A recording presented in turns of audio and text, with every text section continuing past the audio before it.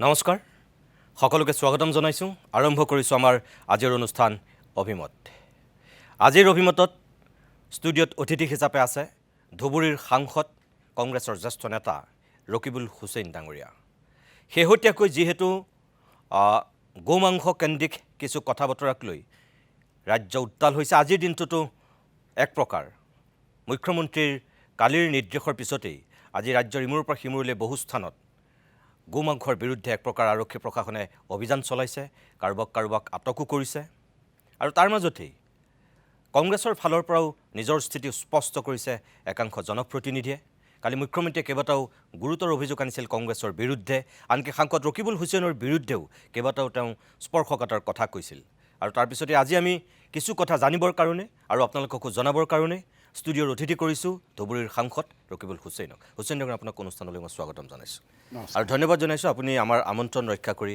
ষ্টুডিঅ'ৰ অতিথি হৈছেহি আপুনি গমেই পাইছে চাগে মুখ্যমন্ত্ৰীয়ে কিছু বক্তব্য ৰাখিছে মই আপোনাক তেখেতৰ কেইটামান বক্তব্য সৰু সুৰাকৈ মই দেখুৱাই কেইটামান প্ৰশ্ন কৰিম প্ৰথমতেই ধুবুৰীত কুৰবানী দিয়াক লৈ তেখেতে এটা কথা কৈছে মই সেই বক্তব্যটো অকণমান আপোনাক দেখুৱাই লওঁ প্ৰিয় দৰ্শক আপোনালোককো দেখুৱাব বিচাৰোঁ যে 1450টা গৰু ধুবুৰীত কুৰবানী দিয়া হৈছিল আৰু সেই গৰুখিনি চুৰি গৰু আছিল কংগ্ৰেছে ইয়াৰ পূৰ্বেও দুই একে কৈছিল কিন্তু ৰকিবুল হুছেইনে এতিয়ালৈকে সেই সন্দৰ্ভত ক'ৰবাত কৈছে যদি নাজানো আমাৰ তাত একো কোৱা নাই মই শুনা নাছিলোঁ কাৰণে তেখেতক পোনপটীয়াকৈ আজি যোগাযোগ কৰি মাতি আনিছোঁ যে কিছুমান ব্যক্তিয়ে কৈছে বিশেষকৈ মুছলমান সমাজৰ প্ৰতিনিধিয়ে কৈছে যে যেতিয়া কুৰবানী দিয়া হয় তেতিয়াহ'লে কেতিয়াও চুৰ কৰি দিব নোৱাৰে চুৰি গৰু কুৰবানী দিয়া নহয় মুখ্যমন্ত্ৰীয়ে সেই কথাটো জনা উচিত আছিল আৰু তাৰপিছতো কিন্তু মুখ্যমন্ত্ৰীয়ে কৈছে যে সেই 1450টা গৰুৱেই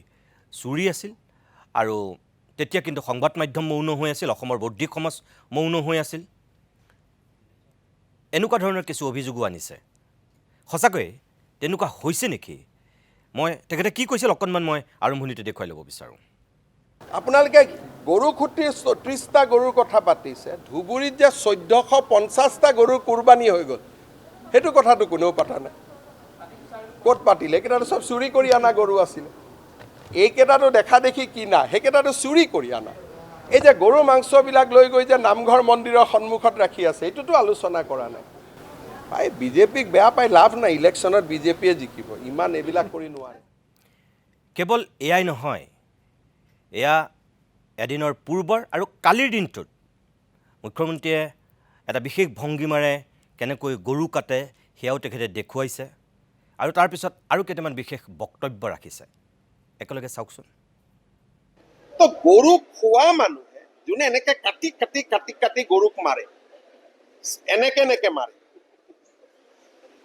তাক হালাল কৰা বুলি কয় হয়নে সেই মানুহে এতিয়া গৰুৰ কাৰণে আন্দোলন কৰে গতিকে একমুখত কংগ্ৰেছৰ সদস্যসকলে কৈ দিয়ক যে আজিৰ পৰা আমি গৰু নাখাওঁ আৰু গৰু নামানো আৰু কিছু বক্তব্য আছে মই হুছেইন ডাঙৰীয়া আপোনাক দেখুৱাম এই যে তেখেতে ক'লে যে ধুবুৰীত 1450টা চুৰি গৰু কুৰবানী কৰা হৈছিল আৰু এতিয়া আপোনালোকক এক প্ৰকাৰ তেখেতে প্ৰত্যাহ্বানো জনাইছে এসময়ৰ আপোনাৰ খুব ঘনিষ্ঠ বন্ধু এতিয়া আপোনাৰ এক প্ৰকাৰ ৰাজনৈতিক প্ৰতিদ্বন্দ্বী জিতুমণি ডাঙৰীয়া আপুনি মোক আজি মাতি আনিছে মই আহিছোঁ মুখ্যমন্ত্ৰীৰ জালত মই আপুনি ভৰি দিম নে নিদিম এনেকুৱা সময়ত কিছুমান কথা কৈছে যিটো সময়ত এটা বিশেষ গীৰ গাই লৈ গোটেই অসমত উত্তাল হৈ আছে মই আপোনালোকৰ টিভিত দেখা নাই বেলেগক মই দেখিছিলোঁ তেওঁলোকে কৈছিল যে মুখ্যমন্ত্ৰীয়ে নিশ্চয়কৈ এইকেইটা দিনত গীৰ গাই কথাটো ডাইভাৰ্ট কৰিবলৈ কিছুমান চেষ্টা কৰিব মই ভাবোঁ যে এতিয়া যিটো প্ৰসংগ মোক আপুনি উপস্থাপন কৰিছে যিটো বিষয়ৰ ওপৰত মোৰ বক্তব্য আপুনি বিচাৰিছে সেই কথাখিনি আজিৰ তাৰিখত দিব লাগে নালাগে আপোনালোকে বিচাৰ কৰিব কাৰণ তেওঁ সেইটোকে বিচাৰিছে যে আমি এইটো কথালৈ আলোচনালৈ যাওঁগৈ আৰু গীৰ গাইৰ কথাটো তল পৰক এই কথাটো আপোনাৰ তন্নকৈ অসমীয়াৰ সন্ধি ভাঙি কোনে কেনেকৈ নিৰ্বাচনত জিকিবৰ কাৰণেও এইবিলাক ব্যৱহাৰ কৰিছিল, কাৰ সোঁহাত বাওঁহাতে এই ভক্ষণ কৰে, নথি পত্ৰ প্ৰমাণৰ সহায়কাৰে মই দিম। কিন্তু আজিৰ তাৰিখটো তেওঁৰ যিটো ফন্দি, তেওঁৰ যিটো জাল, সেই জালত আমি ভৰি দিম নে নিদিম, সেইটো আপোনালোকে অকণমান মোক থিৰাং কৰি দিলে ভাল হয়। কাৰণ আজিৰ তাৰিখত যদি এইটো কৰোঁ, তেওঁৰ মানুহখিনিক লগাই দিব যে এইটো বিষয়ৰ ওপৰতে বেছি কথা পাত, মই অলৰেডি ডাইভাৰ্ট কৰিলোঁ। কাৰণ আপোনালোকেই টিভিত দেখাইছিল, আপোনাৰ টিভি নেদেখালেও বেলেগে দেখাইছিল যে কেইদিনমানৰ আগত বাই ইলেকশ্যনত প্ৰমাণসহ দেখাইছিলোঁ মই যে গো মাংস ভক্ষণ কৰোৱাই নিৰ্বাচন দেখুৱাইছোঁ, আমিও দেখুৱাইছোঁ। আপুনি কিয় আমি নাই দেখুওৱা বুলি ভাবিছে? গৈছে, আমাৰ তাতো গৈছে। মোৰ সঠিককৈ মনত নাই, কাৰণ মই ভিডিঅ' সহকাৰে দিছিলোঁ। হয়। তেওঁলোকে খাবলৈ নাপায়, মাৰপিট লাগি এতিয়াও আছে। আপুনি যদি চাব খোজে মই এতিয়াও দিম। কিন্তু আজিৰ তাৰিখটো বাছি লৈছে যে, সেইটোৱে মই ভাবোঁ যে মোৰ নাই, আপুনি মোক ভুল নুবুজিব। মই তেওঁ কালি যিহেতু আপোনাৰ বিৰুদ্ধে কেইবাটাও গুৰুতৰ অভিযোগ আনিছে, আপোনাক আৰু আপুনি সাংসদ ধুবুৰীৰ, আৰু ধুবুৰীৰ তেওঁ কৈছে যে ৰকিবুল হুছেইন সাংসদ হোৱাৰ পিছত বুলি শব্দ এটাও কৈছে। আপুনি শুনিছেনে নাই নাজানো, মই আপোনাক দেখুৱাই দিব পাৰোঁ। গতিকে মোৰ কথাটো হ'ল যে আপুনি সাংসদ হোৱাৰ পিছত চৰকাৰ তেখেতসকলৰ চলি আছে, কিন্তু আপুনি সাংসদ হোৱাৰ পিছত তাত কি একাংশ মানুহ উন্মাদ পাই হৈ গৈছে নেকি, বা আপোনাক পাই একদম তেওঁলোক ক'ব নোৱাৰা হৈ গৈছে নেকি? কথাবিলাকৰ তন্নকৈ এটা এটাকৈ উত্তৰ দিম মই। কোনো আপোনাৰ ইয়াত কোনো ঢাকি ঢুকি নকৰোঁ। হয়। মই যে কৈ আছোঁ এটা কথা বোধহয় মই বুজাব পৰা নাই। তেওঁৰ সোঁহাত বাওঁহাত তেনেকুৱা কামত মই মানে কি হ'ল, যেতিয়া আপোনাৰ এই কথা লৈ পেলাই বিতৰ্ক চলিছিল এছেম্বলিত, ময়ো এছেম্বলিত আছিলোঁ, তেতিয়া আপোনাৰ তেওঁৰ কিছু লোকে তেওঁৰ ওচৰত মুখখন লুকুৱাইছে, কিজানি মই কৈ দিওঁ। কিন্তু মই এটা পৰ্যায়ত ৰাজনীতি কৰোঁ কাৰণে মুখ্যমন্ত্ৰী কাটি এইবিলাক মই শব্দ নকওঁ। মোৰ শব্দ নকৰোঁ, MLA নহ'লোঁ, MP নহ'লোঁ, মন্ত্ৰী নহ'লোঁ, আমাৰ চৰকাৰ নহ'ল।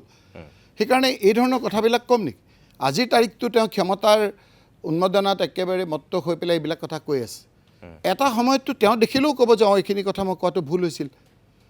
তেওঁৰ নিজৰ ঘৰৰ মানুহখিনিকো এইটো নেদেখাব। আজি ভদ্ৰ বিজেপিৰ লোকসকলেও, যিসকল আমাৰ লগত সামাজিকভাৱে বিভিন্ন ক্ষেত্ৰত আমি কথা বতৰা পাতোঁ, সেইসকলেও টিভিটো চাই থাকোঁতে ওলালে মোক বন্ধ কৰি দিয়ে। কাৰণ নিজৰ ল'ৰা ছোৱালীক এই ধৰণৰ কথা বতৰা নিশিকায় মানুহে। গতিকে মোক প্ৰথমে কওক যে মই ক'ম, গোটেই কথাখিনি ক'ম, তেওঁৰ এটা এটাকৈ উত্তৰ দিম। মই সাংসদ হোৱাৰ পিছত এইবিলাক বৃদ্ধি পাইছে নে কি পাইছে, এই কেনেকৈ হৈছে, তেওঁ এই কথা বতৰাবিলাক ডাইভাৰ্ট কৰিবলৈ বিচাৰিছে। মোক যদি কয় মই তন্নকৈ ক'ম যে ইয়াৰ কাৰণে দোষী কোন, যদি হয় তেওঁ ইতিমধ্যে পদত্যাগ কৰিব লাগে। যদি তেওঁ কোৱা কথাবিলাক সত্য হয়, তেওঁ গৃহমন্ত্ৰী, অন্ততঃ মুখ্যমন্ত্ৰীটো খামোচ মাৰি ধৰি ৰাখক, তেওঁ গৃহমন্ত্ৰীটো পদত্যাগ কৰক। তেওঁ কোনো কাৰণতে গৃহমন্ত্ৰী হৈ থকাৰ উপযুক্ততাটো তেওঁ নাই। আচলতে 50টা গৰু সঁচাকৈ ইমান যদি তেওঁলোকৰ নথি পত্ৰ আছেই, তেতিয়াহ'লে তেওঁ হাত সাপতি বহি থাকি এনেধৰণৰ কথাবিলাকত এনকাৰেজ কৰাটো, আজি এই কথা পাতিম নে নাপাতিম কৈ মই পাতি আছোঁ।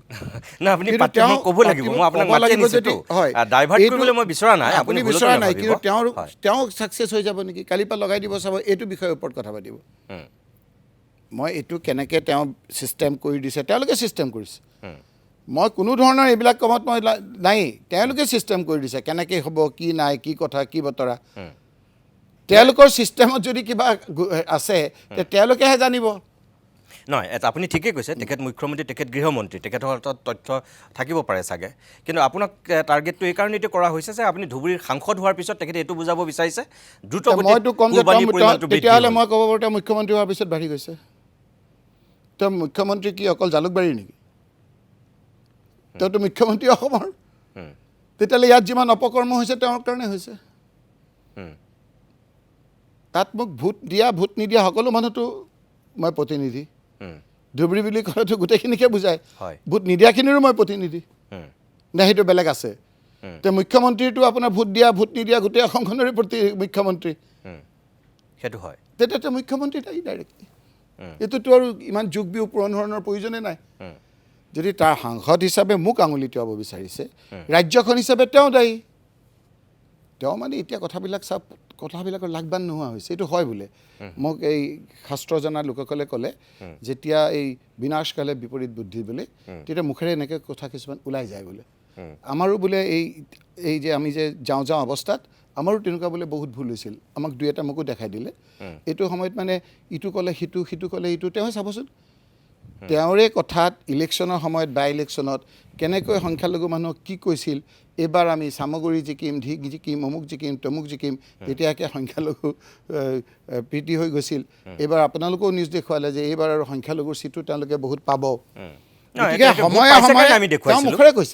তেওঁ মুখেৰে কৈছে তেওঁ কৈছিল আৰু সঁচাকৈ পাইছিলোঁ আকৌ সেইকাৰণে আমি কৈছোঁ পাইছিল ভোটটো পাইছিলে ডাঙৰ কথা তেওঁ আকৌ কৈছিল নালাগে দেই তেওঁ কৈ আছিল মোক নালাগে কিন্তু তেওঁ পাইছিল কেনেকৈ পাইছিল মই তাৰ প্ৰমাণসহ দেখা দিছিলোঁ এইবিলাক কাটি মেলি ভক্ষণ কৰাই পাইছিল মই কৰা নাছিলোঁ পুলিচবিলাকতো আছেই তেওঁ কৰিছিল গতিকে যিটো আপোনাৰ সমষ্টিৰ সেই যাত্ৰাটো আৰম্ভ হৈছে চিন্তাধাৰাৰ যিটো অধপত যিটো আমাৰ অৱক্ষয় হৈছে সেই কথাটো আপুনি ঋতুমণি আপুনি কেতিয়া পাতিব মানুহৰ লগত ইমান বেয়া পাইছে মানুহবিলাকে নহয় এতিয়া আপোনাৰ যিবিলাক কথা বতৰা মুখ্যমন্ত্ৰী ডাঙৰীয়া আজি কিছুদিনৰ পৰা নহয় প্ৰায় আৰম্ভণিৰ প্ৰায় এতিয়া আৰু মই কিছুমান কথা ক'ব লাগিব যে আমি আগতে দেখোঁ যে কেতিয়াবা যদি মানে শিয়ালে যদি আপোনাৰ অন্য ৰং লগাই কৈ খোৱাটো দিয়েই তো আচলতে এইটো আছিল আমিহে চিনি পোৱা নাছিলোঁ আজিৰ তাৰিখৰ বিষয়বস্তু হ'ব লাগিছিল চৰকাৰী খণ্ডৰ শিক্ষাৰ দৈন্যদশা ৰাজ্যত উদ্বেগজনকভাৱে বৃদ্ধি পাইছে আধাতে বিদ্যালয় এৰা ছাত্ৰ ছাত্ৰীৰ সংখ্যা আজিৰ তাৰিখত সকলোতকৈ গুৰুত্বপূৰ্ণ বিষয় হৈছিল হ'ব লাগিছিল যে ডাঙৰ হৰফেৰে সকলো কাকততে ওলাইছে যে আমাৰ ল'ৰা ছোৱালীবিলাকে স্কুললৈ নোযোৱা হৈছে চৰকাৰী স্কুল হয় আমি নিউজ কৰিছে আমাৰ ল'ৰা ছোৱালীবিলাকে আধাতে মাধ্যমিকৰ পৰা স্কুল এৰিছে আমাৰ ল'ৰা ছোৱালীবিলাকে প্ৰাথমিক পৰ্যায়তো স্কুলৰ এৰাৰ হাৰটো বৃদ্ধি হৈছে কেতিয়া হৈছে যেতিয়া আমি এই বিষয়ে গভীৰ চিন্তা ভাৱনা কৰি ভাৰতবৰ্ষত সৰ্বশিক্ষা আঁচনিৰ দ্বাৰা স্কুলৰ ল'ৰা ছোৱালী যাতে ড্ৰপ আউট নহয় তাৰ কাৰণে চেষ্টা কৰিছিলোঁ কেনেকৈ কৰিছিলোঁ আগতে দুখীয়া ল'ৰা ছোৱালীবিলাকে ভোকত থাকি দুপৰীয়া গুচি আহিছিল আমি দুপৰীয়া আহাৰ দিছিলোঁ কংগ্ৰেছৰ দিনত দেই হয় যেতিয়া ইউনিফৰ্মৰ কাৰণে দুখীয়া ল'ৰা ছোৱালীবিলাক স্কুললৈ যাব পৰা নাছিল তেতিয়া আমি ইউনিফৰ্মটো ফ্ৰী দিছিলোঁ যেতিয়া ছোৱালীবিলাকে স্কুললৈ যোৱা নাছিল আমি 8, 9, 10ৰ ছোৱালীক তৰুণ গগৈ চৰকাৰে তেতিয়া আপোনাৰ চাইকেল দিছিল আজিৰ সেই অৱস্থাটো হৈছে যে দৈনিক বাঢ়ি এনেকুৱা হৈছে যে চৰকাৰী খণ্ডৰ শিক্ষাৰ দৈন্যদশা আধাতে স্কুল এৰি পেলাই গুচি আহিছে আমি কিন্তু পাতি আছোঁ সেইবিলাক কথা যিবিলাক কথা বতৰাই গোটেই সমাজখনত অবিশ্বাসৰ ভাৱৰ সৃষ্টি কৰাৰ বাহিৰে আমাক পিছুৱাই নিয়াৰ বাহিৰে কেতিয়াও আগবঢ়াই নিনিয়ে আমি কথা কওঁ যে মই পাতিবলৈ বেয়া পাওঁ মোৰ মন নাই কিন্তু আপুনি সেইটো ভুল নুবুজিব যিহেতু মুখ্যমন্ত্ৰী ডাঙৰীয়াই কথাখিনি কৈছে আৰু তেখেত ৰাজ্যৰ মুৰব্বী আৰু আপোনাৰ নিচিনা এবাৰ কয় তেওঁ মুৰব্বী আৰু এবাৰ কয় ধুবুৰীৰ মুৰব্বী নহয় এতিয়া মোক আপুনি কওক যে কোনখিনি এৰিয়াৰ তেওঁ মুৰব্বী ধুবুৰীটো আমাক বৰ তেওঁ দুখটো দি দিলে তাত হোৱা বেয়া কামবিলাকৰ এইমাত্ৰ ক'লে হয় নহয় ধুবুৰীৰ মুৰব্বী নহয় তেওঁ কোনখিনি ঠাইৰ মুৰব্বী তেওঁ গতিকে তেওঁৱে এতিয়া ৰাজ্যখনৰ মুৰব্বী হিচাপে তেওঁৰ সেইখিনি কোৱাৰ অধিকাৰে নাই প্ৰত্যেকটো ক্ষেত্ৰতে আপুনি ডিলিমিটেশ্যনৰ সময়ত আপুনি দেখিলে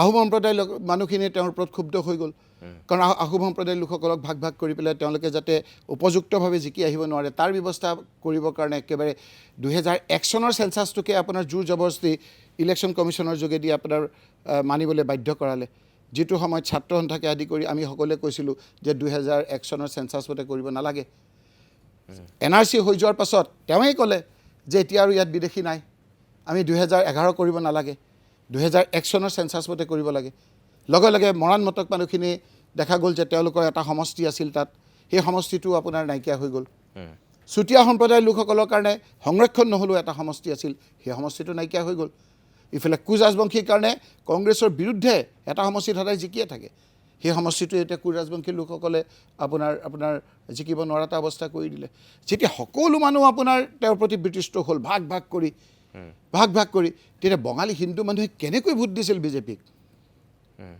সেই বঙালী সম্প্ৰদায় আপুনি আজি কওকচোন চবেই নিজৰ মানুহ এটা বিচাৰে আজি ব্ৰহ্মপুত্ৰ ভেলীত বঙালী হিন্দু মানুহখিনিয়ে কিবা এটা নিজৰ কথা ক'বৰ কাৰণে দিছপুৰলৈ গৈ কোনজন মন্ত্ৰীৰ লগত ব্ৰহ্মপুত্ৰ উপত্যকাৰ মানুহখিনি বহিব আজি হিমন্ত বিশ্ব শৰ্মাৰ মন্ত্ৰীসভাত এজনো বঙালী হিন্দু মন্ত্ৰী নাই এইখিনি কি তেওঁলোকৰ আপোনাৰ এই মন্ত্ৰী হোৱা বা তেওঁলোকৰ লগত লাগি থকা বঙালী মানুহখিনিয়েই বঙালী নেকি বৃহত্তৰ আমাৰ ভাষা সংস্কৃতি আপোনাৰ বিভিন্ন ক্ষেত্ৰত আমাৰ লগত মিলিজুলি থকা বঙালী মানুহখিনি কি আপোনাৰ ইয়াৰ লগত জড়িত নহয় নেকি সেই লোকসকলৰ খুব যে আমাৰ প্ৰতিনিধি ৰাজনৈতিকভাৱে কমি গৈছে টি গাৰ্ডেনৰ মানুহ শিকিল আগতে 16-17জন 19জনলৈকে আপোনাৰ বিধায়ক আছিল মন্ত্ৰী আছিল স্পীকাৰ আছিল আজি নাই প্ৰতিনিধি আজি আমি কৈছিলোঁ ইলেকশ্যনৰ সময়ত ৰূপেশ গোৱালাক মন্ত্ৰী দিছে আমি স্পীকাৰ আছিল দিছে কেতিয়া এজনক উতৰাই দিছে কেতিয়া কেন্দ্ৰত এজন আপোনাৰ টি গাৰ্ডেনৰ মন্ত্ৰী আছিল তেওঁক অতৰাই টি গাৰ্ডেনৰ তাতো নাইকিয়া কৰি পেলালে আমি কি কৈছিল আমাক যে কংগ্ৰেছক ভোট নিদিবা তোমালোকে 355 টকা আমি 100 দিনৰ ভিতৰত হাজিৰাটো দিম এতিয়া আপোনাৰ ঘৰত যদি কোনোবা কাম কৰিবলৈ আহে আমি 500 টকা 600 টকা দিব লাগে তিনিবাৰকৈ খাব দিব লাগে আজি টি গাৰ্ডেনৰ মানুহক 350 টকা দিম বুলি কৈ 210 টকা কিছুমানত 240 টকা ভাবচোন ভাবি চাওক সেই মানুহসকলৰ খুব নাই নেকি কি অকল এই এম এল এ মন্ত্ৰীকেইটাই আমাৰ মানুহ নেকি সেই খুববিলাক যেতিয়া তেওঁলোকে জানে আপুনি যে চৰকাৰ থাকিলে বহুত ইণ্টেলিজেঞ্চ ৰিপৰ্ট পাই থাকে এতিয়া সেইকাৰণে তেওঁ অলপ কথা বতৰাবিলাক মিল নোহোৱা হৈছে বঙালী মানুহখিনি আজি আপোনাৰ এটা জনপ্ৰতিনিধি নাইকিয়া হৈছে আপুনি এইটো ক'ব বিচাৰিছে যে সেইখিনি ইছ্যু ঢাকিবৰ কাৰণে মুখ্যমন্ত্ৰীয়ে এইখিনি সন্মুখলৈ লৈ আহিছে কোচ ৰাজবংশী মানুহসকলক কংগ্ৰেছৰ দিনত অৰ্ডিনেন্স কৰি জনজাতি কৰা হৈছিল তেওঁলোকৰ পৰা MLA হৈছিল তেওঁলোকৰ ল'ৰা ছোৱালীবিলাকে ডক্টৰ ইঞ্জিনিয়াৰ হৈছিল আজি কোচ ৰাজবংশী লোকসকলৰ এটা চিট আছিল সেইটো নাইকিয়া কৰি পেলালে এই লোকসকলৰ যেতিয়া তেওঁলোকে দেখিলে যে ডিলিমিটেশ্যন জোৰ জবৰ কৰিলে কোনো তেতিয়া আপোনাৰ কৰিব সকলোৱে বাধা দিছিল প্ৰায় কৈছিলোঁ যে কৰক ডিলিমিটেশ্যনটো বাধা দিয়া নাই এটা লেটেষ্ট চেঞ্চাছ মতে কৰক এতিয়া আকৌ দেখিছে নতুনকৈ আপোনাৰ এতিয়া চেঞ্চাছ হ'ব 21ৰ যিটো ডিউ 2026ত মই অলপ চৰ্চা এইবিলাক চাই থাকোঁ সেইটো 2011 মতে হ'ব মুখ্যমন্ত্ৰী মতেতো 2001 চন নহয় এইবিলাক অলপ আলোচনা কৰিব লাগিব আমি ঠিক আছে আজি আপোনাৰ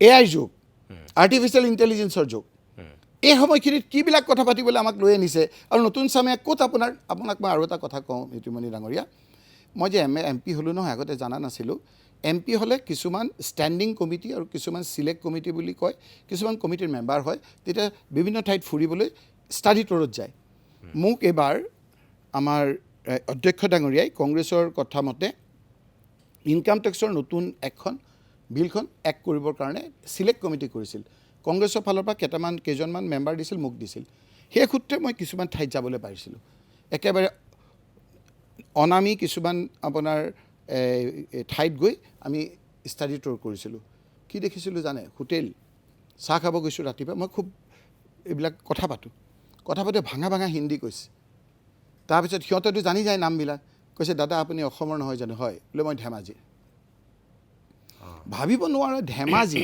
লখিমপুৰ মুখ্যমন্ত্ৰীৰ ভাষাৰে আৰু মিয়া নহয় দেই ধেমাজি লখিমপুৰ শিৱসাগৰ যোৰহাট বৰপেটাৰ সৰ্থেবাৰীৰ ছোৱালীবিলাকে তাত গৈ কাম কৰিবলগীয়া হৈছে কেতিয়া আহিছে বোলে 6 মাহ হৈছে 7 মাহ হৈছে ঘৰ নচলা হৈছে এইবিলাক কথা ক'ত পাতিম আমি পাতিব নালাগিব যে ঘৰ নচলা হৈছে তেওঁলোকে 6,000-7,000 টকা তাত কাম কৰে কৈছে দাদা ইয়াৰ আমি ঘৰ ভাড়া কৰি থাকিব লাগে অকলৰীয়া ছোৱালী দেই তাত আমি একো কাম মন নাই পোৱা হৈছে সেই কথা বতৰাবিলাক আজি চৰকাৰখনে পাতি পেলাই নিৰাকৰণ কৰিব লাগিছিল আপোনাক মই আৰু এখন দেখাম আজি আকৌ দিছে উদ্যোগিক ক্ষেত্ৰত পুতৌ লগা অৱস্থা বুলি দিছে আজি তে কোনবিলাক কথা আমি পাতিব লাগে আৰু কোনবিলাক আমি পাতি আছোঁ আৰু আমি তেওঁৰ জালত ভৰি দি আছোঁ কাৰণ তেওঁ জানে আজি আপুনি তেতিয়া আপোনাৰ ইণ্টাৰভিউ এটা খুবকৈ চলে তৰুণ গগৈ ডাঙৰীয়াক খুব ঘৰুৱা হেৰিকৈ কোনো ইণ্টাৰভিউ তেনেকৈ লোৱা নাছিল ঘৰুৱা ভাষাত তেনেকৈ লৈছিল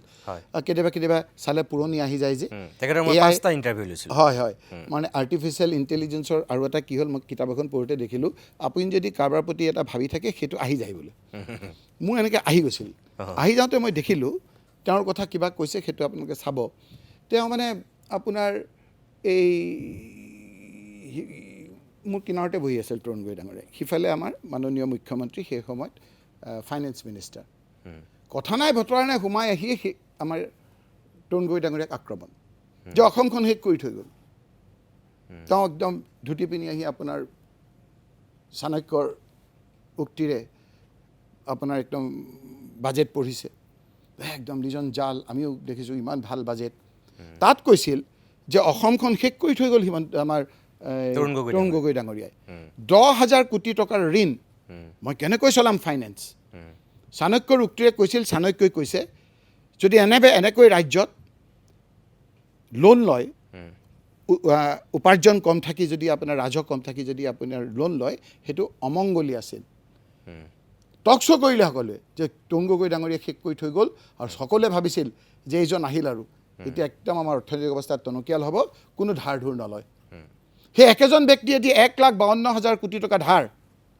তেওঁ বিভিন্ন যুক্তি দিয়ে আমি শুনি আছোঁ যেনেকৈ আজি আপোনাৰ যুক্তি দিছে সেই ইলেকশ্যনৰ সময়ত তেওঁ নিজেই উপ নিৰ্বাচনৰ সময়ত সেইবিলাক কৰি পেলাই জিকি আহিলে আকৌ আজি আহি পেলাই বেলেগ কথা কয় এতিয়া গীৰ গাই কথাখিনি আজি আমি এটাও পাতা নাই চাওক পাতিম মই আপোনাক সুধিম মই গীৰ গাই কথাখিনি অলপ মই মানে ইমান নাচাওঁ মই সঁচাকৈ কৈছোঁ মই চোৱা নাই ইচ্ছা কৰি নাচাওঁ এইবিলাক চাই কি হ'বনো তেওঁক কি মই জানো নেকি সকলোৱে জানে তেওঁক বিজেপি আমাতকৈ বেছি জানে বিজেপিৰ যিসকল পুৰণি মানুহ সেইসকলে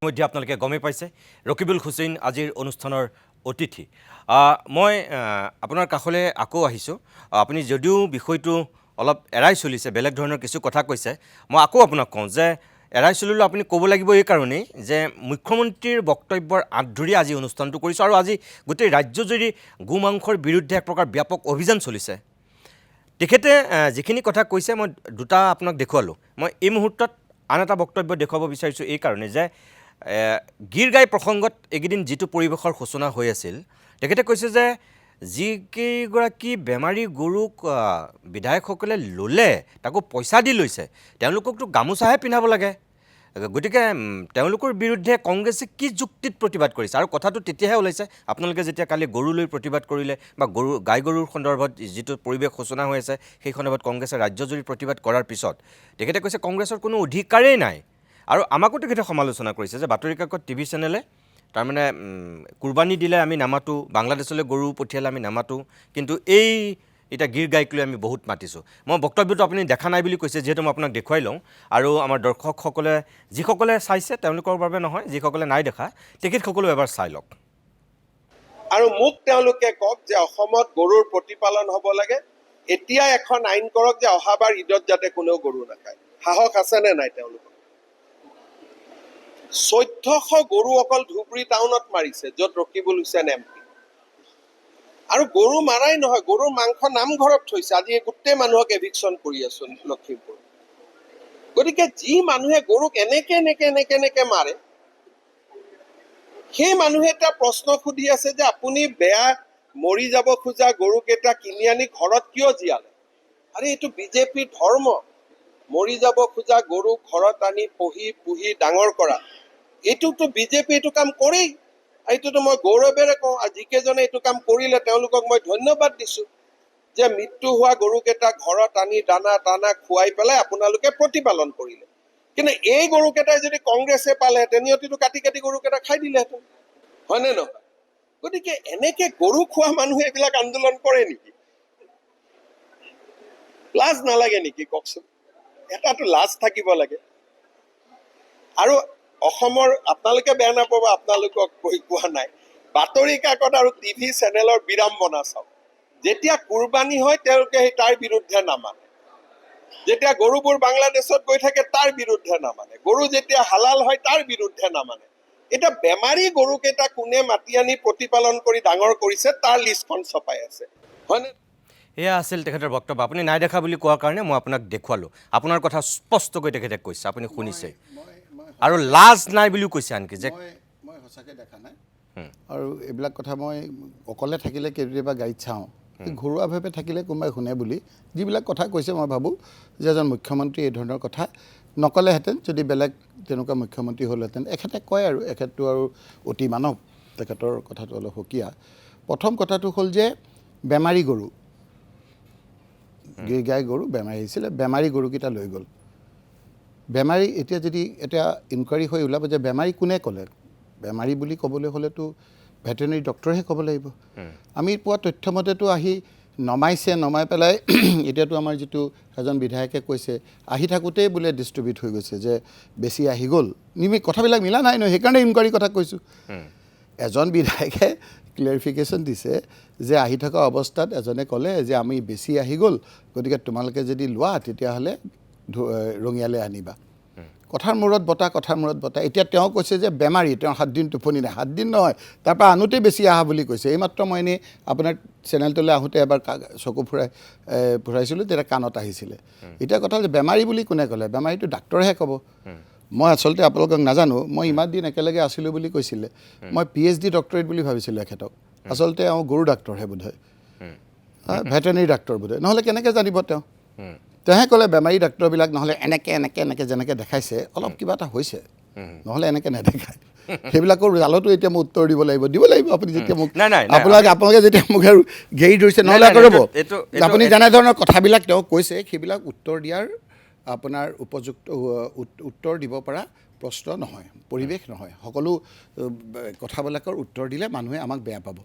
কিন্তু আপুনি যেতিয়া বাৰে বাৰে কৈ আছে ভাবিব মই এভইড কৰিছোঁ। গতিকে মই কৈছোঁ যে প্ৰথম কথা তেওঁ কেনেকৈ জানিলে, আৰু এইটো ক'লে যে এতিয়া এটা সেইটোৰ লগত এইটোৰ কি সম্বন্ধ? গিৰ গাই গৰু এটা চৰকাৰী আঁচনিৰ যোগেদি, সাধাৰণ কথা আৰু এইটো ভাবিছে তেওঁ কোনো নুবুজে, আঁচনিৰ যোগেদি চৰকাৰে পোহপাল দি আমাৰ ইয়াৰ দুগ্ধ উন্নয়ন কেনেকৈ কৰিব লাগে এনেকৈ এনকাৰেজ কৰিবৰ কাৰণে এটা আঁচনি লৈছে। তাত বেমাৰী হৈ গ'ল কিছুমান গৰু। মুখ্যমন্ত্ৰী ডাঙৰীয়াই কেনেকৈ জানিলে? আকৌ তেওঁৰে এজন বিধায়কে কৈছে বোলে আমাকে আগতেই আহি থাকোঁতেই ক'লে যে তোমালোকে বেমাৰী হোৱা কথাটো তেওঁ পদ্ম হাজৰিকাৰ পৰা জানা বুলি তেওঁ কৈছে যে পদ্মদাই খবৰ দিয়ে আৰু যেতিয়া ঢুকাই গৰুটো মৰে। নহয় আপুনি অলপ মই আজি আপুনি বোধহয় সেইটো চোৱা নাই, মই বিধায়কজনৰ নাম ল'ব বিচৰা নাই। চবেই কেইবাজনো ক্লেৰিফিকেশ্যন দি আছে ন। এইমাত্ৰ এজনৰ ক্লেৰিফিকেশ্যন হ'ল যে মই এদিন বিধানসভাত বহি আছিলোঁ, বিধানসভাত বহি থাকোঁতে এজনে আহি মোক ক'লে যে আমাৰ যিমান আহিব লাগিছিল তাতকৈ বেছি গৰু আহি গ'ল, গতিকে আমি বেছি কাৰোবাক যদি লাগে ক'বা। তেতিয়া মই 18জনী 20জনী লাগে বুলি ক'লোঁ। তেতিয়া মই ক'লে যে তোমালোকে গাড়ী পঠিয়াই দিয়া, পইচা দি আমি ল'ম। ৰঙিয়াত পঠিয়াই দিছিল। তেতিয়া ট্ৰেইনত উঠোঁতেই বোলে জানে। আৰু এতিয়া বেমাৰী ঠিক আছে, সেইবিলাক বাৰু ইনকুৱাৰী এটা দিলে কি মুখ্যমন্ত্ৰী ডাঙৰীয়া ইনকুৱাৰী এটা দিলেই হ'লহেঁতেন। নাই, এইটো আপুনি কোৱাটো সঁচা। এইটো মুখ্যমন্ত্ৰীৰ কথা, আনকি পদ্ম হাজৰিকাৰ কথাৰ মাজত বিসংগতি হৈছে। পদ্ম হাজৰিকাৰ কথা নহয়, আকৌ আজি এজনে কোৱা না, মই বাৰু আপুনি কাৰ কথা কৈছে মই নাজানো, মই শুনাও নাই। কিন্তু মই স্বয়ং একদম গৰুখুটিৰ অধ্যক্ষ পদ্ম হাজৰিকাই সংবাদমেলত যিখিনি কথা কৈছে মুখ্যমন্ত্ৰীৰ কথাৰ লগত অমিল হৈছে। আমিও সেইটো প্ৰশ্ন কৰিছিলোঁ যে তেওঁ ৰঙিয়াতে বাহিৰে নিছে, অকল দিলীপ শইকীয়া আৰু দিগন্ত কলিতাইহে গৰুখুটিৰ পৰা নিছিলে, বাকীসকলে ৰঙিয়াৰ পৰাই লৈ গৈছিল। এতিয়া মুখ্যমন্ত্ৰী কৈ আছে যে বেমাৰী গৰুবিলাক আমি সকলোকে খাতিৰ বাতিৰ কৰি ভাগ বতৰা কৰি দিলোঁহে, পইচাহে পালোঁ, আপোনালোকেতো পোৱা হ'লে বিলাক কাটি খায়ে পেলালেহেঁতেন। কিন্তু এইটোতো অন্ততঃ বিধায়কখিনিয়ে নিলে, গতিকে তেওঁলোকক গামোচা পিন্ধাব লাগে বুলি কৈছে বেমাৰী গৰুখিনি। প্ৰথম কথা হ'ল যে মই এইবিলাক ক্লেৰিফিকেশ্যন মই নাখাওঁ। মই যি আপোনাক অন ৰেকৰ্ড কৈছোঁ, মই নিজে নাখাওঁ। আচ্ছা, তেওঁৰ লগত থকা মানুহে খায় নে নাখায় তই কওকচোন। মই এইবিলাক কথা ক'ব খোজোঁ, মই বিধানসভাতো কোৱা নাই, কয় নকয়। তেওঁৰ লগত থকা মানে মই ইয়াৰ কথা কৈছোঁ। আৰু যে নেডাৰ যে মানুহকেইটাৰ লগত যে ঘূৰি ফুৰে, এই নেডাৰ মানুহকেইটাকতো নকয়।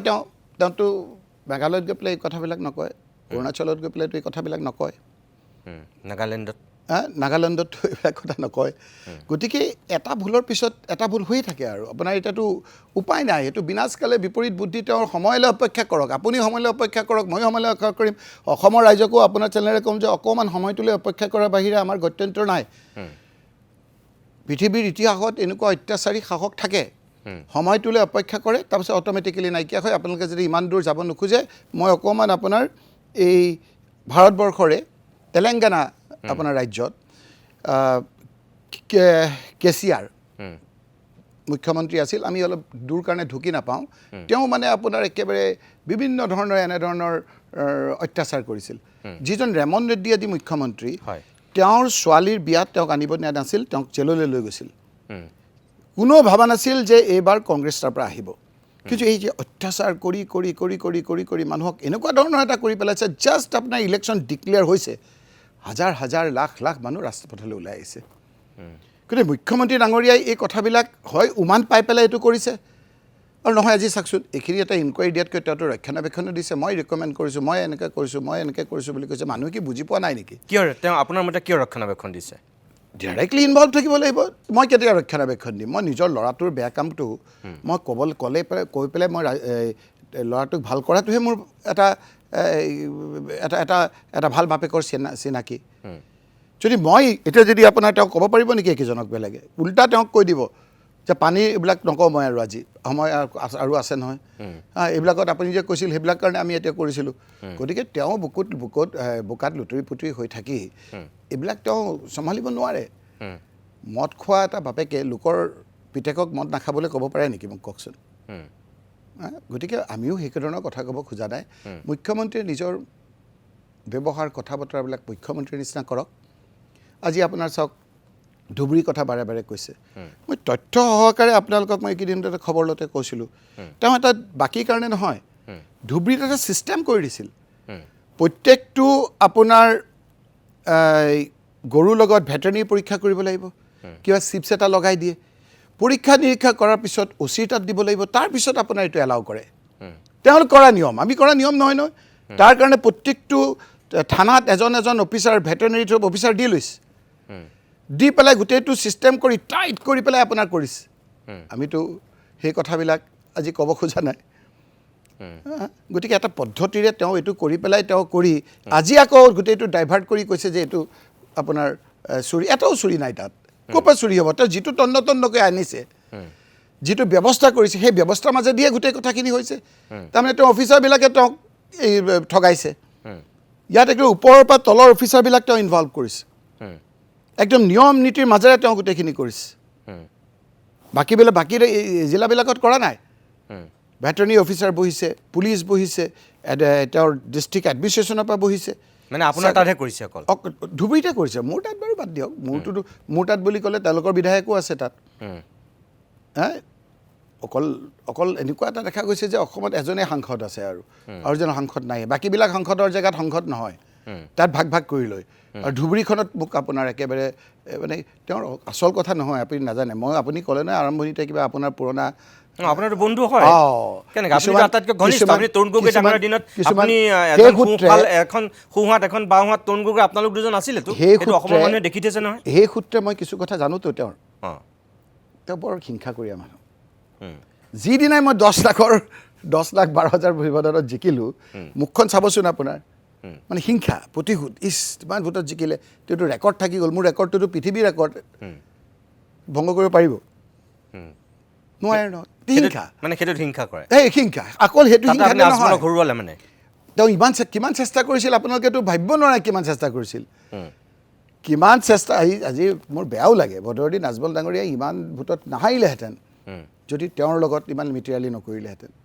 মই আজি আপোনাক কৈছোঁ তেওঁ কাক ডুবোৱা নাই মোক কওকচোন যোনে আছে আজি আপোনালোকে মোক ক'লোঁ এজন শিক্ষিত ট্ৰাইবেল জনজাতি কাৰ্বি আংলঙৰ ডক্টৰ ৰংপি মানসিং ৰংপি ক'ত এতিয়া তেখেত নাইকিয়া কৰি পেলালে আজি আপোনাৰ এজন ভাল এতিয়াও ক'ৰবাত ৰাখিছে বিধায়ক হ'ব লাগে নহয় বেলেগ হ'ল দীনেশ প্ৰসাদ গোৱালা ল'ৰা গোৱালা লক্ষীপুৰৰ বিধায়ক আছিল হয় আমাৰ দিনত এটা টি গাৰ্ডেনৰ হওক হিন্দী স্পিকিঙৰ এজন লিডাৰ আছিল নাইকিয়া কৰি পেলালে এই ইয়াত আমাৰ চিপাঝাৰৰ নাইকিয়া কৰি পাৰিলে বিনন্দ শইকীয়া ক'ত গ'ল তেওঁলোক এতিয়া তেওঁ আপোনাৰ জালত যোনে পৰিব কেতিয়াবা দেৰি হয় নিজৰ স্বাৰ্থৰ কাৰণে সকলো কৰিব পাৰে আপোনাৰ সকলো কৰিব পাৰে নহ'লে আপোনালোকে চাওকচোন দেই নহ'লে আপোনালোকে চাওক কিন্তু কোনোবাই কৰিব জানো যিজন তৰুণ গগৈয়ে ছোনিয়া গান্ধীৰ লগত বহু সময়ত আজি আপোনাক কৈছোঁ আৰু মই কাজিয়া পেচাল কৰি তেওঁক ৰাজনৈতিকভাৱে উত্থান হ'ল তেওঁৰ মন্ত্ৰী ড্ৰপ কৰিব কয় তেওঁ আৰু মোক তৰুণ গগৈ ডাঙৰীয়াই তেওঁৰ লগত কাজিয়া পেচাল কৰি ড্ৰপ নকৰে গোটেই কংগ্ৰেছী মুখাই বেয়া পায় তেওঁৰ লগতে মোকো আপোনাৰ ৰাখে আপোনালোকে কৈছে সেই তৰুণ গগৈ কেনেকৈ কোনোবাই ক'ব পাৰে নেকি কওকচোন এই তৰুণ গগৈ ল'ৰাটোক এইটো অকণমান আপোনাৰ দায়বদ্ধতা আৰু মানসিক নাই নেকি কওকচোন এই কোনে নাজানে তৰুণ গগৈৰ ছত্ৰ ছায়াত তেওঁতো প্ৰথম এতিয়া কথাই প্ৰতি সেইদিনা কৈছে যে ৰকিবুল হুছেইন ক'ৰবাত গ'লে আজিকালি কিয় জানো তেওঁ ইমান অপ্ৰিয় হৈ গৈছে, তেওঁক আপোনাৰ এই বোকা মাৰিছে। মই যে আপোনাক আকৌ কৈছোঁ, আজি চেনেল এটা সৈতে কৈছোঁ, সেইদিনা মই গোৱালপাৰাৰ মানুহখিনিক এভিকশ্যন কৰোঁতে মই খবৰ ল'ব গৈছিলোঁ মোৰ সমষ্টিৰ। আমি গ'লোঁ 17-18খন গাড়ী যায়। মই আপোনাৰ অফিচিয়েলি একদম ৰেকৰ্ডত কৈ আছোঁ দেই, মই গৈ সেই মানুহখিনিক দেখা কৰিলোঁ, ৰিলিফ বিলালোঁ। আপোনালোকৰ লগতে প্ৰায় 10-12টা চেনেলে মোৰ ইণ্টাৰভিউ ল'লে। ইণ্টাৰভিউ লৈ মই আহিলোঁ। তাৰপিছত মই উমান পালোঁ যে 17 নম্বৰ গাড়ীখনত অলপ বোকা মাৰিলে। আজিৰ ঘটনাটো যে তেওঁক যে কৰিছে, কিন্তু গোটেইখন ওলাই গ'ল যে ৰকিবুল হুছেইনক একেবাৰে সোমাব নিদিলে, মাৰিলে, মেনিপুলেট কৰি। যিসকলে মোৰ ইণ্টাৰভিউ ল'লে, আপুনি খবৰ ল'বচোন, সেইসকলৰ বা বাতৰি এটা সি নাপালেহি যে মই ডিষ্ট্ৰিবিউট কৰি থকা ফটোবিলাক। কিমান কিমান মেকিং কৰিছে আপোনাৰ, মইতো অফিচিয়েল, মইতো আমাক নকৰিলোঁ। আজিৰ তাৰিখত আপোনালোকে চাওক, শিৱামণি বৰা ভয়ত কঁপিবান সেইদিনা হাৰ্ট ফেইলে কৰিলেহেঁতেন। চামগুৰি উপ নিৰ্বাচনত গৈ থাকোঁতে একদম লোহাৰে খুচি ওচৰৰ পৰা আহি মাৰিব খুজিলে, ইফালে মাৰিছে সিফালে মাৰিছে। কেইবাজনো বিধায়কক আপোনাৰ মাৰিলে, মুখত ক'লা কাপোৰ বগাই সকলো টিভিৰ কেমেৰাত আপোনাৰ আবদ্ধ হ'ল, চবেই দেখুৱালে। আপোনাকোতো মাৰিছে? মোৰতো পিছৰ পৰ্যায়ত হয় মাৰিলে। যেতিয়া আপোনাৰ আমি গোটেই বিধায়কে গৈ পেলাই আপোনাৰ যেতিয়া অভিযোগটো দিলোঁ, তেতিয়া শীৰ্ষস্থানীয় বিষয়াই ক'লে ইট ইজ বেইলেবল অফেন্স। কথাটো বুজিলানে? তেতিয়াই আমাৰ বাহিৰত থকাবিলাকে দেখি আছে, তাৰমানে এইবিলাক কেনেকৈ কৰিলে আমি বেল পাই যাম।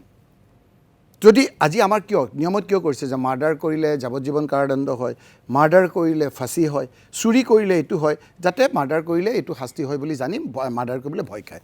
যদি মাৰ্ডাৰ কৰাৰ পিছত যদি আমাৰ কোনো যদি জেল ফাঁচিয়ে নহয়, তেতিয়া আপোনাৰ সেইটো ক্ৰাইম কৰিবৰ কাৰণে মানুহ আৰু আগবাঢ়ি যায়।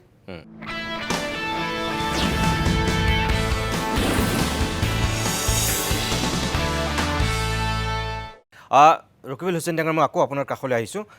মূল বিষয়টোলৈ আমি উভতি যাব বিচাৰিছোঁ। আপোনাৰ সাংসদ কালতেই কুৰবানী দিয়াৰ পিছতেই তাত আনকি মন্দিৰৰ কাষত গৰুৰ মূৰ ওলাইছে। এটা নহয়, দুটা নহয়, 3টাকৈ গৰুৰ মূৰ ওলাইছে। কটন কলেজৰ ওচৰত একেবাৰে গেটৰ সন্মুখত গো মাংস ওলাইছে। কেতিয়াও এইটো নোহোৱা ঘটনা। লখিমপুৰত 3টা মূৰ ওলাইছে।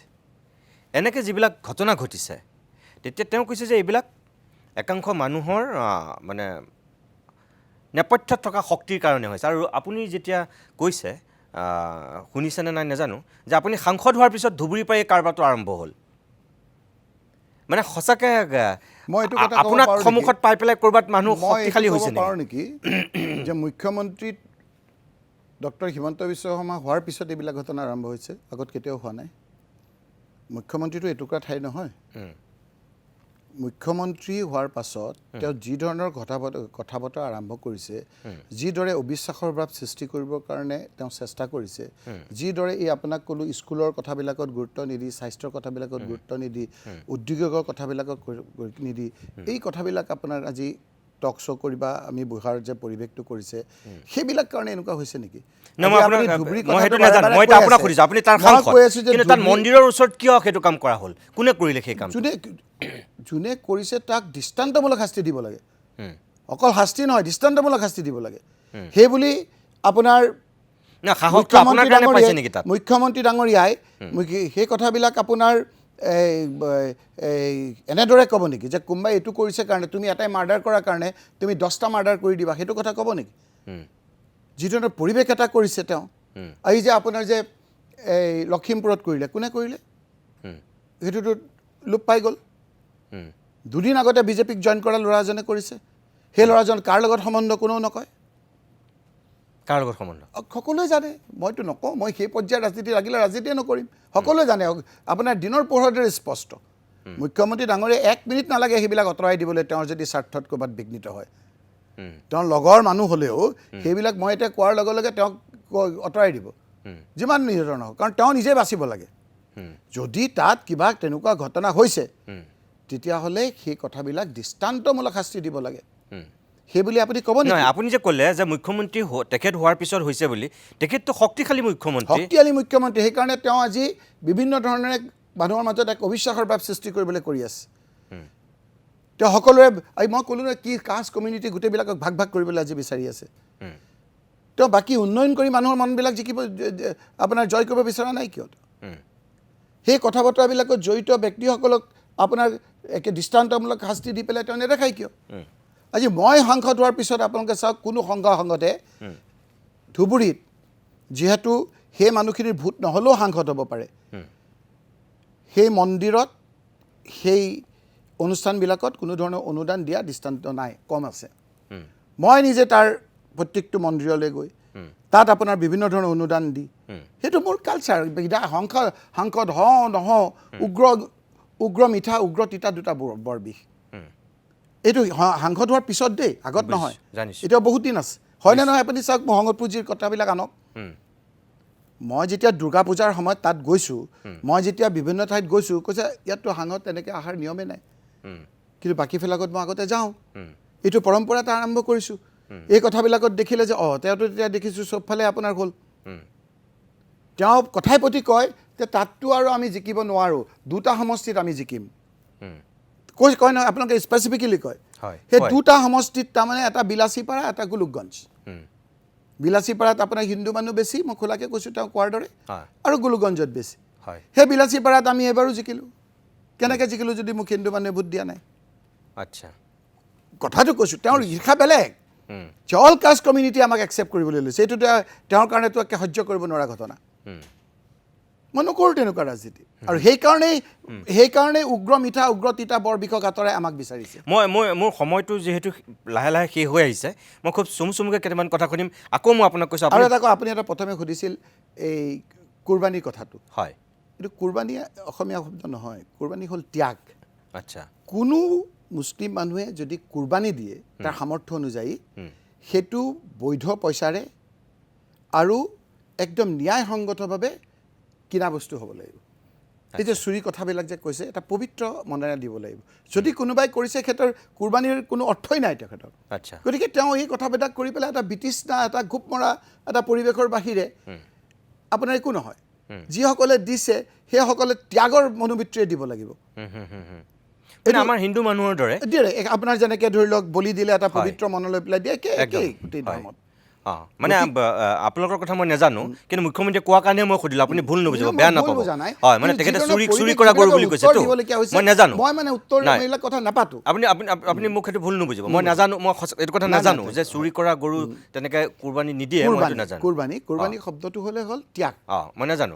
মই এইটো জানো যে আমাৰ হিন্দু মানুহে যদি ম'হ এটা বলি দিছে, কেতিয়াও চুৰি কৰা ম'হ এটা নাদিয়ে, বা আমাৰ ছাগলী এটা যদি কামাখ্যাত বলি দিয়ে, সেইটো চুৰ কৰা ছাগলী নিদিয়ে, দিব নোৱাৰে। এইটো একদম পবিত্ৰ ভাৱত দিয়ে, যিহেতু পবিত্ৰতা থাকিব লাগিব, দিয়াৰ কোনো অৰ্থও নাই। হয়, যাৰ কাৰণে দিয়ে তেওঁ এইটো কৈছে যে সেইটো ধৰণে নহ'বই। আচ্ছা, মই আকৌ বিৰতি ল'ব হৈছে। মোক ইয়াৰ লগত আপুনি এটা কথা কওক, আকৌ কৈছোঁ, আপুনি বেয়া নাপাব মই সোধাৰ কাৰণে, বহুতবাৰ কৈছে তেখেতে, আজি আপোনাক পাইছোঁ কাৰণে সুধিছোঁ। ৰাজীৱ ভৱনত বোলে আপুনি গৰু মাংসৰ ভোজ খাইছিলে। আচৰিত কথা, আপুনি শুনা নাই নেকি? মই নাই শুনা। তেখেতেতো 2-3বাৰ কৈছে এতিয়ালৈকে। কি ক'ব আৰু, ইনকুৱাৰী দিয়ক,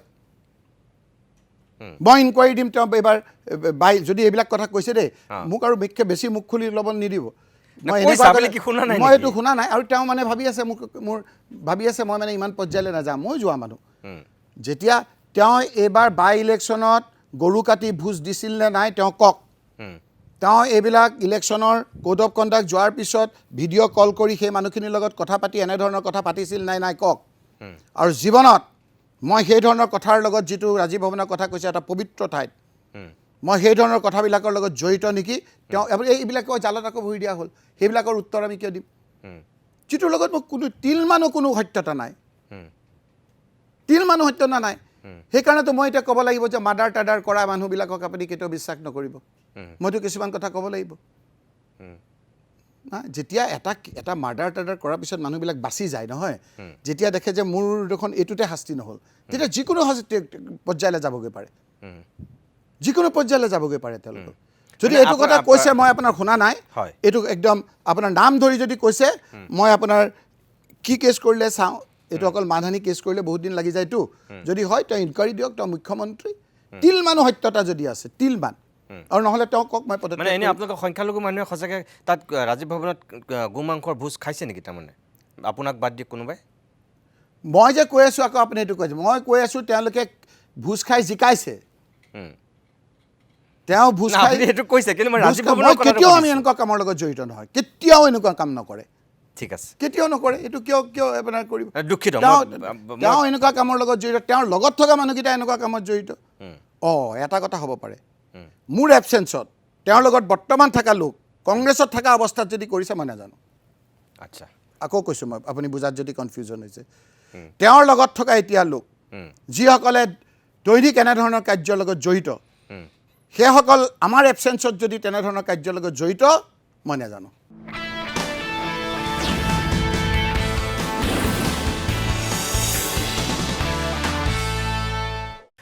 মুখ্যমন্ত্ৰী হিমন্ত বিশ্ব শৰ্মাৰ আৰু এটা বক্তব্য আছে, মই অকণমান শেষত একেবাৰে দেখুৱাই লওঁ, তাৰপিছতে মই ৰকিবুল হুছেইন ডাঙৰীয়াৰ কাষলৈ পোনে পোনে উভতি আহিম। অহাবাৰ কোনোবা এটা দিনত যিমান কেইজনে গৰু কিনি আনি গৰুকেইটা বচালে সিহঁতকতো চৰকাৰীভাৱে অভিনন্দন জনাব লাগে। লাগে নে নাই কওক? মৰি যোৱা গৰুকেইটাক মইতো শুনি আচৰিত হৈছোঁ, যেনেকুৱা মৰি যাব খোজা গৰুকো যে বিজেপি বুলিহে 50-60 হাজাৰ টকা দি কিনি আনিছে। মৰি যাব খোজা গৰুকেইটা কিনি আনি ঘৰত লালন পালন কৰি ডাঙৰ কৰিছে। গতিকে মইতো অনুৰোধ জনাম যে তেখেতসকলক গামোচা পিন্ধাই সম্বৰ্ধনা জনাব লাগে যে আপোনালোকে এনেকে 90টা গৰু মৰাৰ পৰা ৰক্ষা কৰিলে। এতিয়া উল্টাহে হৈ আছে। তেওঁলোকৰ কথা আছিল গৰুকেইটা মৰি যাব লাগে, আমি যাতে মাংসকেইটা খাব পাৰোঁ। ৰকিবুল হুছেইন ডাঙৰীয়া, আপুনি কৈছেই, তথাপিও মই এটা কথা কওঁ আপোনাক যে তেখেতে কোৱা কিছু কথা সঁচা আৰু কিছু কথা হয়তো তেওঁ সম্পূৰ্ণ সঁচা নহয়। এইটো কাৰণেই কৈছোঁ যে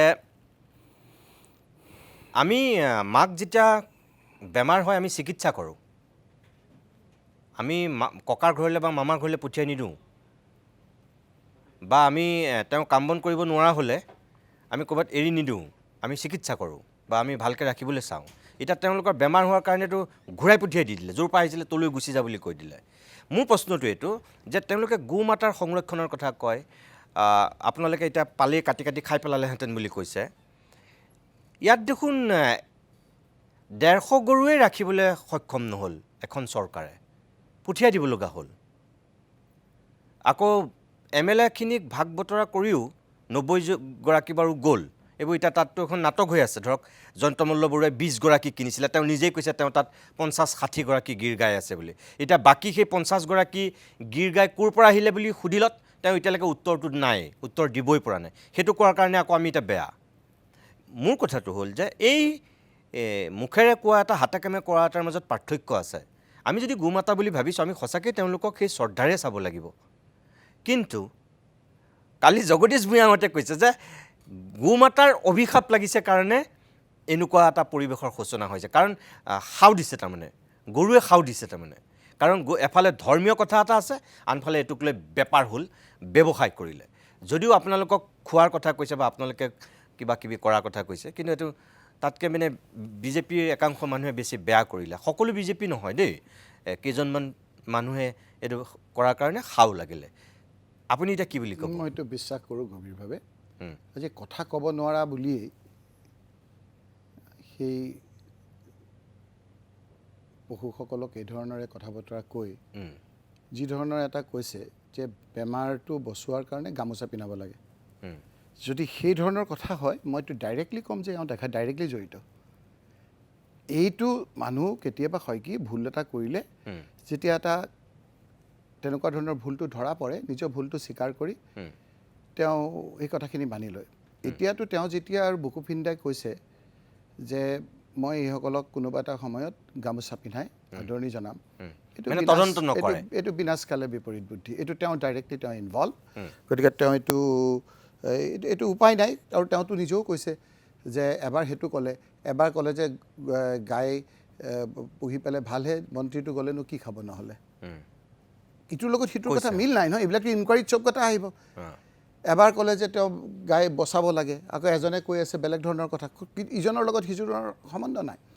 গতিকে আপোনাৰ মই ভাবোঁ যে তেখেতে এই কথাবিলাকৰ জৰিয়তে নিজে চিনাকি দিছে, আৰু এই কথাবিলাক তেখেতক দিল্লীত গম পাইছে। আৰু আপুনি চাব যে সকলো বিজেপিক মই আকৌ নকওঁ দেই, সকলো বিজেপি আপুনি নেদেখিব। এই 4-5জনকে আপোনাৰ সোঁৱে বাওঁৱে পিছফালে দেখিব, সকলো নহয়। আমিতো বিজেপি বুলি ক'লে ধৰি লওক ৰাজনৈতিক মতাদৰ্শৰ লগত মিল নাই, কিন্তু আমিতো একেলগে বহা উঠা কৰোঁ, কথা পাতোঁ। সেই লোকসকল কিন্তু এওঁলোকৰ লগত নাই। আজি তেওঁ কথাই প্ৰতি কয় যে কংগ্ৰেছত মোৰ গুপ্তচৰ আছে। গুপ্তচৰ মই এটা ডাঙৰ কথা কৈ আছোঁ যে তাত যি মিটিং হয় আমি যামগৈ। আজি মোক আপুনি কওকচোন নিতুমণি, গৰু খুটিলে গৰু আনিলে, ৰঙিয়াত নমালে, কোনোবাই লৈ গ'ল, এইটো কালিৰ কথা নহয়, বহুত দিনৰ কথা। আপুনি কেনেকৈ গম পালে? আমি কংগ্ৰেছে কেনেকৈ গম পালোঁ? তেওঁৰ লগৰ মানুহে লগাই দিছে আমাক। তেওঁক গুপ্তচৰ যে তেওঁ কৈ আছে, তেওঁৰ লগৰ মানুহে যদি আমাক নলগায়, কৈ নিদিয়ে, তেতিয়াহ'লে আমি কেনেকৈ জানিম? আপোনালোকে কেনেকৈ জানিব এই কথাখিনি? আমিতো আৰম্ভণিতে এই কথাবিলাক জানাই নাছিলোঁ। গতিকে এই কথা বতৰাবিলাক এতিয়া দিল্লীয়ে গম পাইছে, তেওঁলোকৰ ঊৰ্ধ্বতম কৰ্তৃপক্ষই। আৰু গম পাই বিজেপি কংগ্ৰেছৰ নিচিনা নহয়। কংগ্ৰেছে কেতিয়াবা মৰম কৰি চান্স দিয়ে, কিন্তু যেতিয়া দেখে ইণ্টেলিজেঞ্চ ৰিপৰ্ট মতে যে এওঁক দি পেলাই নহ'ব, ইতিহাস আছে। কেইদিনমানৰ আগৰ চাওক, একেবাৰে গুজৰাটৰ মুখ্যমন্ত্ৰী আমাৰ প্ৰধানমন্ত্ৰী ডাঙৰীয়াৰ একে খুব নিজৰ আছিল, কিন্তু ইণ্টেলিজেঞ্চ ৰিপৰ্ট মতে দেখিলে যে এওঁ মুখ্যমন্ত্ৰী থাকিলে আমাৰ চৰকাৰ নাহে, তেখেতক আঁতৰাই দিছিল ঠিক ইলেকশ্যনৰ কেইদিনমান আগত। হাৰিয়ানাত তেনেকৈ একদম আপোনাৰ যিজন আছিলে তেখেতকো আঁতৰাই দিছিল। আজি আপোনাৰ চাওক, একে কেন্দ্ৰত আনি নতুনকৈ জিকা এজন MLA এজনক মুখ্যমন্ত্ৰী পাতি দিলে। গতিকে এওঁ যে ছেপ্টেম্বৰ কিবা কিবি কৈ থাকে, এওঁক ছেপ্টেম্বৰটো ম্যাদ দিছিল।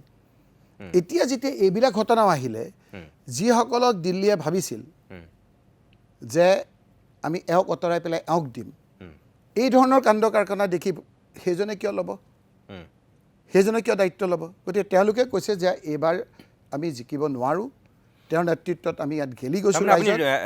অমিত শ্বাহে মুখ্যমন্ত্ৰীৰ নেতৃত্বতে অসমৰ যিটো নিৰ্বাচন হ'ব বুলি ক'লে, কিয় ক'বলগীয়া হ'ল? সেইটো কথা ক'ব বিচাৰিছোঁ। মই বিচাৰিছোঁ কিয় ক'বলগীয়া হ'ল? তাৰমানে কিবা এটা হৈছিল। সাধাৰণতে ইয়াৰ আগৰবাৰ কৈছিল নেকি এই সৰ্বানন্দ সোণোৱাল ডাঙৰীয়া থাকোঁতে? তেনেকৈ নাই কোৱা নহয়। তেওঁৰ নেতৃত্বতে হৈছিল, কিন্তু তেওঁ মুখ্যমন্ত্ৰী হ'ব বুলি কোৱা নাছিল। এওঁৰ নেতৃত্বত হ'ব বুলিহে কৈ আছে। নেতৃত্বত হ'ব বুলি ক'বলগীয়া কিয় হ'ল? কাৰণ অন্যই নলয়, গম পাইছে যে এইবাৰ ঘটনাটো বেলেগ। সঁচাকৈ ঘটনা বেলেগ, ঘটনা খুব বেয়া হৈছে। নিষ্ঠাবান, আপুনি চাওক, নিষ্ঠাবান বিজেপি, আমি যিসকলক বিজেপি বুলি জানো, বেয়া দিনত আপোনাৰ বিজেপি কৰি আছে। যিসকলক তেওঁ অকণমান কোন ঠাঁচা কৰি দিছিল, ছাইডলাইন কৰি দিছিল, লাহে লাহেতো তেওঁলোককতো ভাল পষ্টত দিছে। তেওঁ যিখিনিক এলাগী কৰি ৰাখিছিল, কাৰোবাক আপোনাৰ ওপৰত ডাঙৰকৈ লৈছে, ক'ৰবাত ইয়াত দিছে।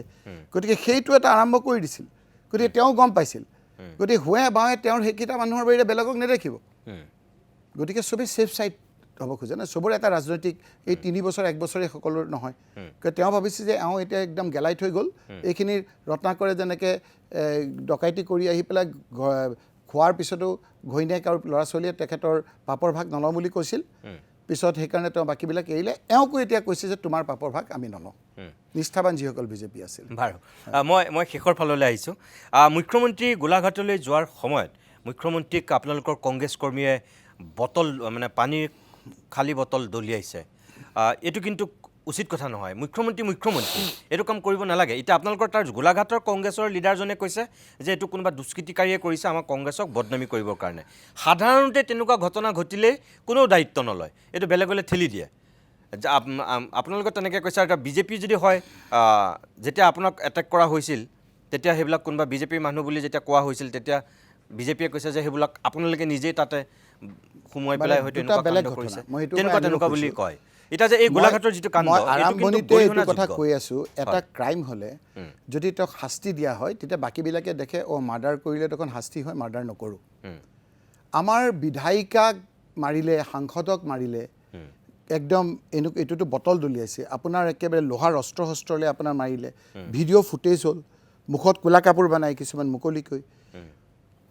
তাৰপিছত যেতিয়া অকল কৈছে এইটো বেলেবল অফেন্স, মুকলিকৈ কৈছে দেই ঊৰ্ধ্বতম পুলিচে, যেতিয়া বেলেবল অফেন্স বুলি ভাবিলে, আমিও যেতিয়া সোধোতে ক'লে যে এইটো বেলেবল অফেন্স, তেতিয়াতো চবেই ভাবিব যে এনেকৈ বটল দলিয়ালে বা শিলগুটি মাৰিলে বা গ্লাছ ভাঙিলে এইটো বেলেবল অফেন্স। মই কথাটো কৈছোঁ, ক'ৰ পৰা বাঢ়ি গৈছে। সিদিনা মোৰ কনভয়ত 17 নম্বৰ গাড়ীত মাৰিলে, মুখ্যমন্ত্ৰী ডাঙৰীয়াই কি ক'লে যে ৰকিবুল হুছেইন গ'লে এনেকৈ ধৰণৰ কৰে, মোক কিন্তু জালুকবাৰীত কেতিয়াও কৰা নাই, তেওঁ কিয় জানো ইমান বেয়া পাইছে। মই হাৰিছোঁ মানে সেইটো বুজাইছে। মিতুমণি ডাঙৰীয়া আপুনিতো অলপ, মই ক'ত হাৰিছোঁ? মই আজিলৈকে হাৰা নাই। মই ভগৱানৰ কৃপাত এগেইনষ্ট দ্য ৱেভ, যেতিয়া বিজেপিৰ ৱেভ তেতিয়াও মই জিকি আহিছিলোঁ, 5 বাৰকৈ বিধায়ক জিকিছোঁ। এইবাৰ পৃথিৱীৰ ভিতৰত ৰেকৰ্ড সংখ্যক দি মোক কংগ্ৰেছ পাৰ্টি হিচাপে মোক তাত ভোটদান দিছে মই জিকিছোঁ মইতো হাৰা নাই তেওঁ এনেকুৱা এটা সেইদিনা কৈ দিলে কথা নাই বতৰ নাই কথাৰ পাকত যে আপোনাৰ তেওঁতো হাৰিছে মানুহে পাহৰি গৈছে নতুন চামে নাজানে 1996ত তেওঁ হাৰিছে নিজেই আৰু এবাৰতো তেওঁতো এই সোনিয়া গান্ধী ডাঙৰীয়ানীৰ পৰা MP জিকাম বুলি আনোতে জালুকবাৰীতে তেওঁ মন্ত্ৰী হৈ থকা অৱস্থাত তেওঁ সমষ্টিৰ চক্ৰৱৰ্তীৰ লগত তল পৰিছিলে তেওঁ তাত হাৰিছে তেওঁ আমাৰ তাত হাৰিছে মইতো আজিলৈকে মোৰ সমষ্টিৰ মানুহক মই কেতিয়াও ফেকুৰা নাই মই আপোনালোকৰ টিভি যদি নাই মই দেখুৱাই দিম মই এইবাৰ ইয়াতে মাটিত মিলি যাম মোক ফেকুৰিছিল হয় না গতিকে অলপ বস্তুবিলাক চবেই পাহৰিলে বুলি ভাবিলে নহ'ব তেওঁ গতিকে তেওঁ মই ইমান এইবিলাক কথা ক'ব খোজা নাই কিন্তু খুচি খুচি থাকিলেতো ক'ব লাগিব আৰু বেছি নোকোৱা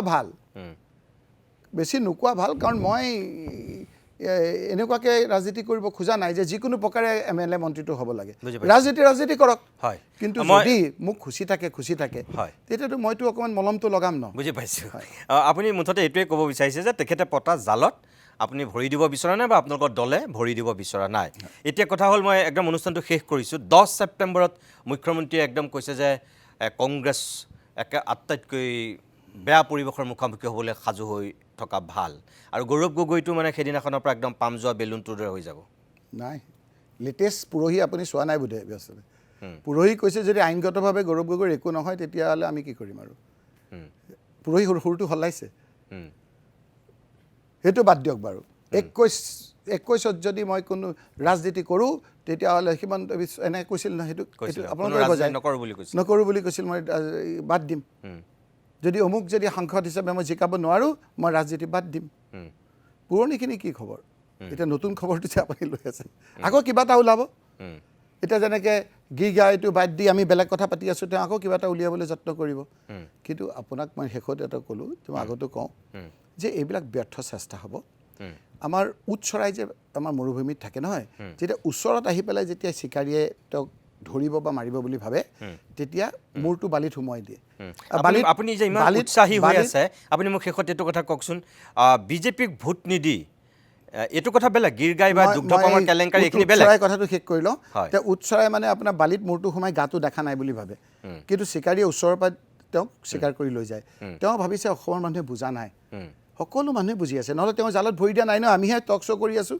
মোৰ টক শ্ব' আজি আপুনি চাব আপোনাৰো অলপ ক'ব নাপায় TRP বাঢ়ি গৈছেতো আপোনাৰ আজিকালি অলপ কিছুমান মানুহৰ এগেইনষ্টে ক'লে TRPটো বাঢ়ি যায় আজি আপুনি সমীক্ষা কৰকচোন আপোনালোকৰ লগত তেওঁ আপোনালোকে নিৰপেক্ষভাৱে আপোনালোকে বহুত ওপৰত কাৰণ সঁচা কথাবিলাক ৰাইজক দেখুৱাইছে যিটো সাংবাদিকৰ আচল যিটো চৰিত্ৰ সেইটো অন্ততঃ আপোনালোকে কিছুমানে দেখুৱাবলৈ পাৰিছে এই হেঁচাৰ মাজত ধন্যবাদ আপোনালোকক মই ক'লোঁ যে কেইটামানৰ পিছত চেনেলবিলাক বন্ধ কৰি যাব তেওঁলোকৰ যিটো হেঁচা এডভাৰটাইজমেণ্টৰ ৰেটবিলাক চাওক ইমান দিন ক'ত পাই আছিল আমি কৈছিল অৱশ্যে এটা চেনেল বাদ দি যিটো আমাৰ চেনেল যিটো আমাৰ মনমোহন সিং ডাঙৰীয়াৰ অৰিহণা আছে সেইটো চেনেল বাদ দি আমাৰ চেনেল বুলি আপুনি এতিয়াও কৈছে তাৰমানে আমাৰ চেনেল হয় তেতিয়াতো আছিল মই ডাইৰেক্টলি বহুত কথা জানো তেতিয়া সেইকাৰণে কৈছোঁ মোকতো নুখোলালে ভাল ঠিক আছে বাৰু মোক শেষত আপুনি এটা বাক্যত এইটোৱে কওক আমি শেষ কৰিম এতিয়া অনুষ্ঠানটো যে বিজেপিক আপুনি ভোট নিদি অসমৰ মানুহে আগন্তুক দিনত কি কাৰণত কি যুক্তিত আপোনালোকক ভোট দিব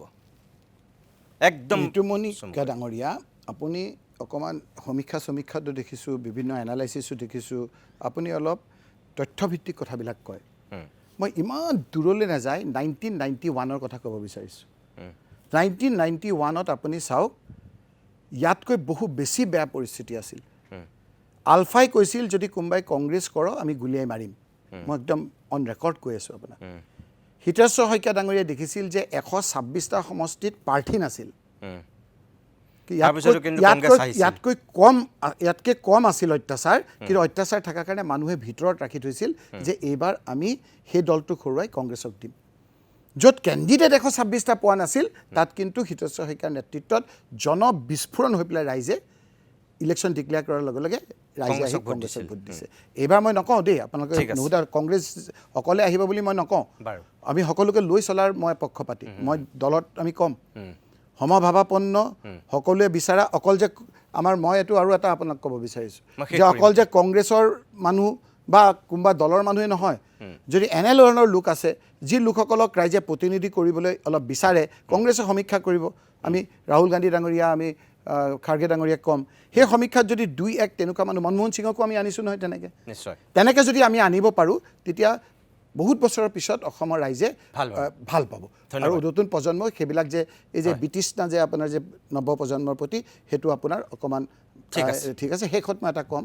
যে আমি যুৱকসকলক নতুন চাম পুৰণা আমি আৰু এই ৰকিবুল হুছেইন এই এজিপিৰ নিচিনা একেখিনি মানুহকে দিয়াতকৈ যুৱ কংগ্ৰেছ মহিলা কংগ্ৰেছ আমাৰ নতুন আমাৰ ইলেক্ট্ৰনিক প্ৰিণ্ট মিডিয়াৰ লগত সম্বন্ধ থকা আৰ্টিফিচিয়েল ইণ্টেলিজেন্সৰ লগত জড়িত থকা NSY যদি কাৰোবাৰ উপযুক্ত আপোনাৰ বয়স হৈছে সেৱা দল বা আমাৰ সমাজ জীৱনৰ লগত লাগি থকা লোকসকলক প্ৰাধান্য দিবলৈ মই অন্তত মোৰ মুখেৰে মোৰ দলটোক মই অনুৰোধ ঠিক আছে আপুনি এইখিনি সময় দিয়াৰ কাৰণে শেষত ধন্যবাদ জনাইছোঁ নকওঁ বুলি আপুনি কিছু কথা ক'লে আৰু বহুখিনি কথা হয়তো ক'বলৈ থাকি গ'ল আমি আকৌ কেতিয়াবা ভৱিষ্যতলৈ লগ পাম কিন্তু শেষত এটা কথা কওঁ যে ৰাজনীতি আহিব ৰাজনীতি যাব কিন্তু আমি সমাজখন ধৰি ৰখাটোহে আচল কথা ৰাজ্যখন একত্ৰিত কৰি শান্তি সম্প্ৰীতি সমন্বয় স্থাপন কৰাটোহে আচল কথা আপুনি কংগ্ৰেছ হিমন্ত বিশ্ব শৰ্মা বিজেপি এটা সময়ত বন্ধু আছিল এইটোৱে আপোনালোকৰ প্ৰতি আহ্বান যে ৰাজনীতিৰ স্বাৰ্থত কেতিয়াও যাতে সমাজখন আপোনালোকে ভাগ নকৰে এইটোৱে আপোনাৰ এই কথাক মই আপোনাৰ হৃদয়ধাৰ্য কৰি আপোনাৰ মোৰ যুটীয়া এটা আহ্বান যে আহক